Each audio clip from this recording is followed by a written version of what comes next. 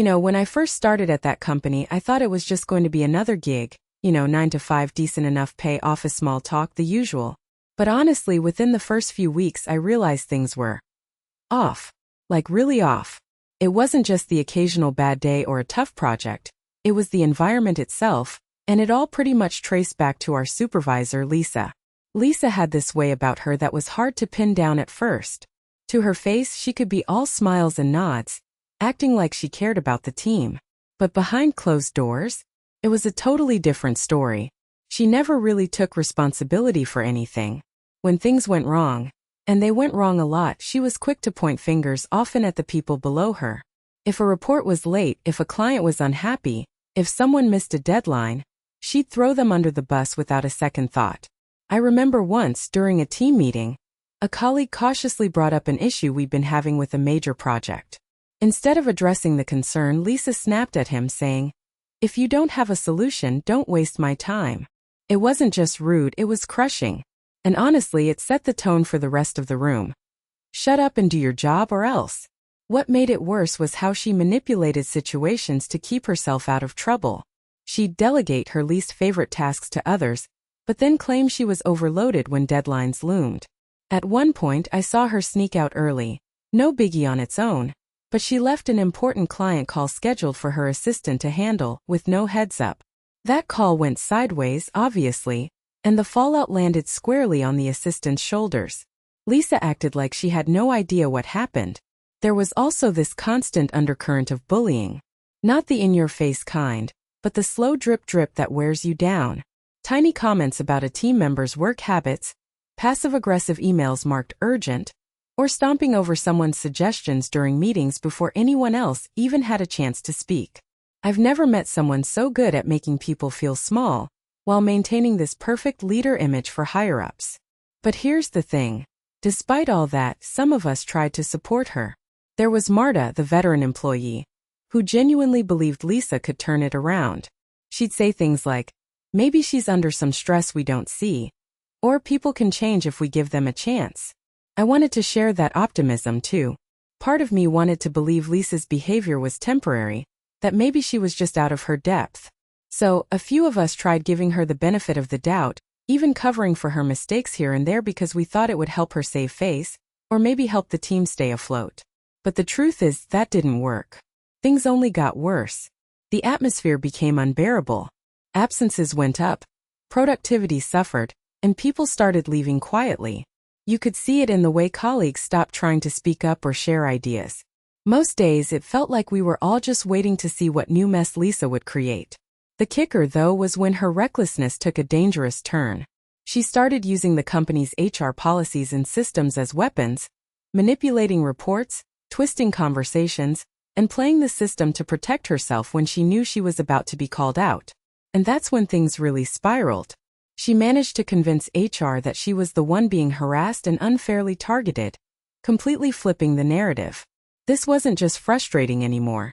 It created a rift in the whole office. Trust evaporated, alliances shifted, and the team's sense of justice was shattered. That moment was the breaking point. You could almost feel it in the air, like a storm was coming, and no one was sure who would get caught in the crossfire. Because once Lisa crossed that line, the game changed. The quiet suffering, the ignored complaints, the whispered frustrations, they all started building up to something that wouldn't be easy to fix. And that's when I realized, this wasn't just about surviving another bad boss. It was about fighting back. But how do you fight back when the system itself seems rigged against you? This toxic reign wasn't going to end quietly. Not anymore. I remember the exact day we lost him. Our manager, the one who actually cared, who tried to shield us from all the nonsense, he was gone. It didn't happen overnight, but when it did, it felt like the whole floor just collapsed beneath our feet. It was the kind of moment when you realize things have tipped so far off balance that there's no going back. The supervisor, let's call him Mr. Gray, he had been scheming in the shadows for weeks, if not months.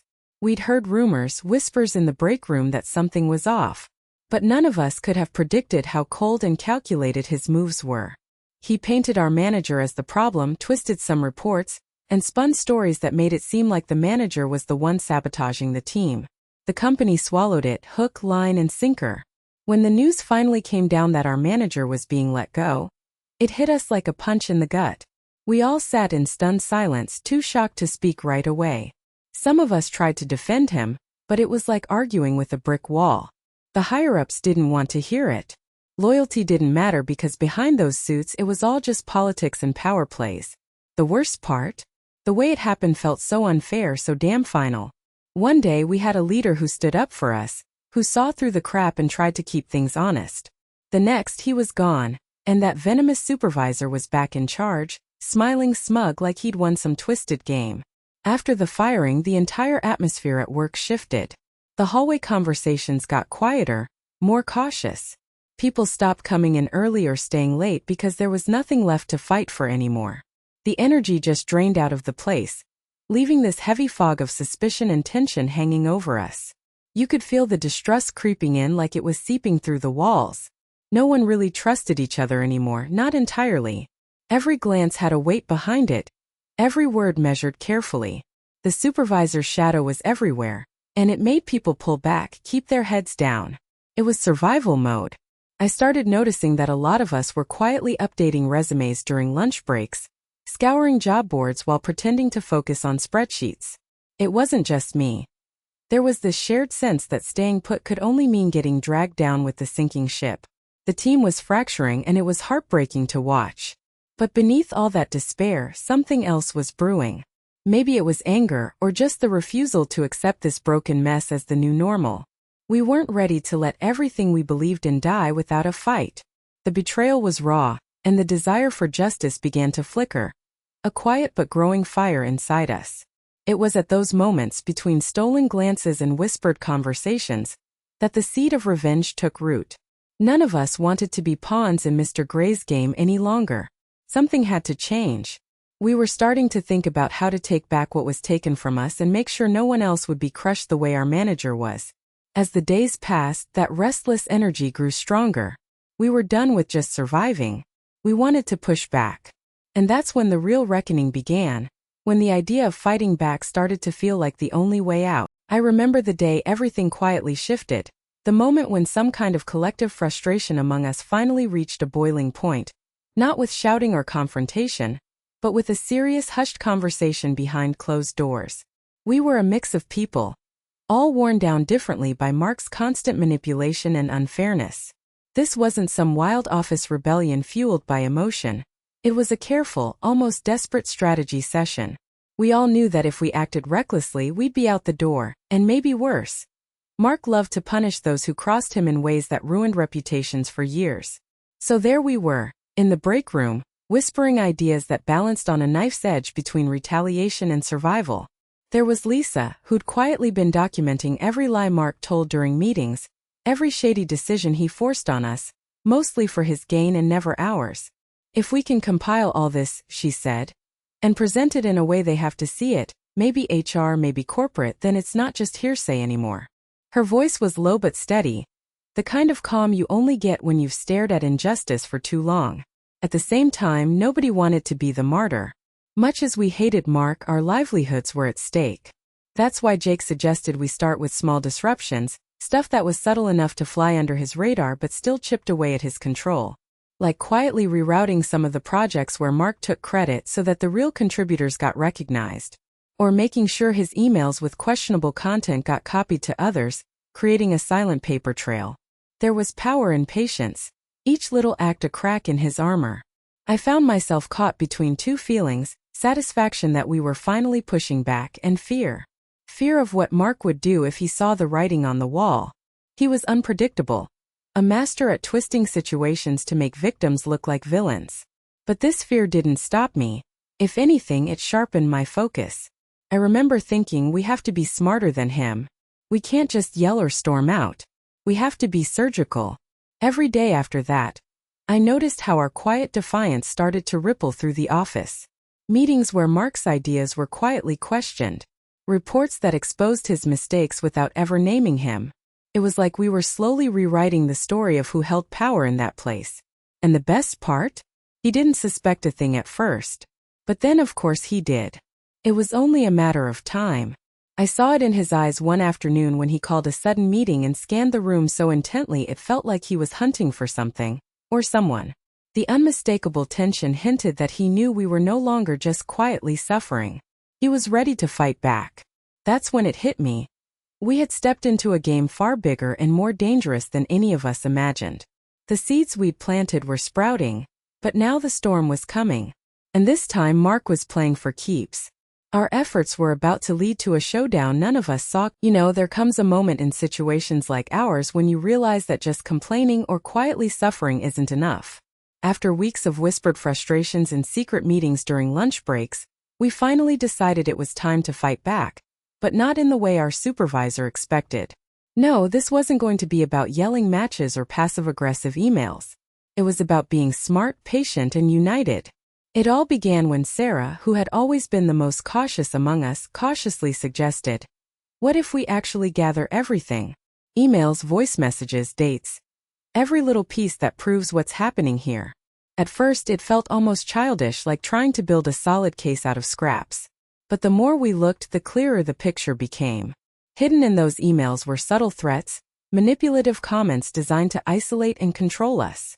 We found times when our supervisor took credit for work he didn't do, and even worse, when he twisted facts to get the honest manager fired. Remembering how we all loved working under that manager, who was fair and kind, made it hurt even more. But instead of wallowing in anger, it fueled our determination. We divided tasks. Some of us saved chat logs, others screenshot conversations, and a couple of us took note of the timeline for when projects slipped or when injustices happened. Every day after work, there was a quiet ritual of compiling and cross-checking, making sure nothing slipped through the cracks.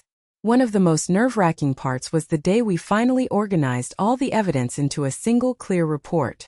Sitting in the conference room with everyone around that long table, I felt the weight of it all, months of anxiety and watching talented colleagues get crushed under a supervisor who thrived on fear.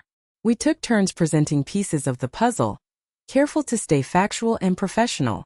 The room was tense but controlled. When we finished, I remember thinking, "There's no coming back from this. They can't just ignore what we've found." And you know what? They couldn't. HR and upper management acted quickly, launching their own investigation. The surreal part was seeing that supervisor, who once seemed untouchable, called into those meetings, answering questions he couldn't dodge, facing consequences he never believed would come. It wasn't messy or dramatic. It was just the truth laid bare. At that moment, the office didn't feel like a battlefield anymore. It felt like a place where honesty could finally breathe. The aftermath wasn't instant paradise, of course. There were awkward silences, tentative smiles, and a lot of healing needed. But slowly morale picked up. We welcomed back our former manager, or if not, someone who genuinely cared, a real leader who encouraged us to rebuild not just the projects but our trust in each other. We started having those open conversations we'd been too scared to hold before. Looking back, I realized something important about all of this. Revenge doesn't have to be about hurting the other person. It can be about reclaiming your space and your dignity. It's about standing together when things feel impossible. When you fight together with patience and clarity, you don't just settle scores. You create something better. And maybe that's the most powerful kind of justice there is. But what I love most about this whole story is that the ending wasn't just about one person getting what they deserved. It was about all of us, realizing that we could rise above the toxicity, that solidarity isn't just a word. It's a force that can change everything. That's what gave us the real strength to move forward.